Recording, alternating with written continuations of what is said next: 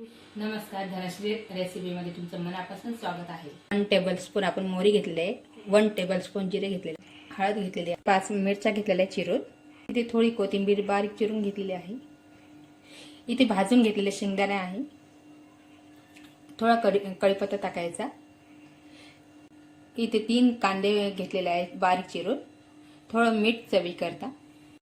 हे पोहे घेतलेले आपण 4 लोकांसाठी। मी इथे 2 पळी तेल घेतलेलं आहे, मोहरी, जिरं, मिरच्या टाकून घेतलेल्या, हिंग टाकून घेतलेला आहे, थोडा कढीपत्ता घालूया,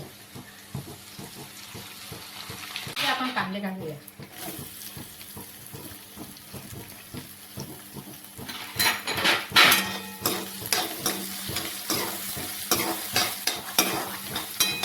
इथे आपण कांदे सोनेरी होईपर्यंत परतून घेऊया। इथे कांदे आपले सोनेरी रंगावर झालेले आहेत, इथे आपण परतून घेऊया। इथे आपण हळद घालूया, इथे आपण भाजून घेतलेले शेंगदाणे घालूया,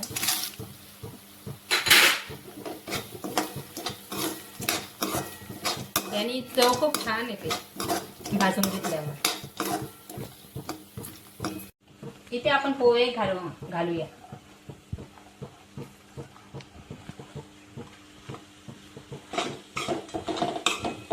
छान परतून घेऊया। आपण मीठ घालूया, चवीपुरतं परतून घेऊया, ते आपण साखर घालून घेऊया, म्हणजे चवीला खूप छान लागतात।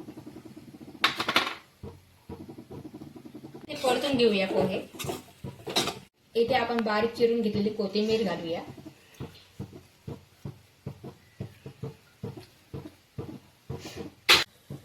इथे चवीनुसार लिंबाचा रस घालून घेते मी, पोह्याला परतून घेते मी।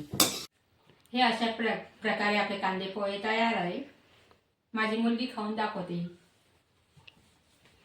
तर हे पोहे खाऊन दाखवते हे कसे तयार झालेले आहेत।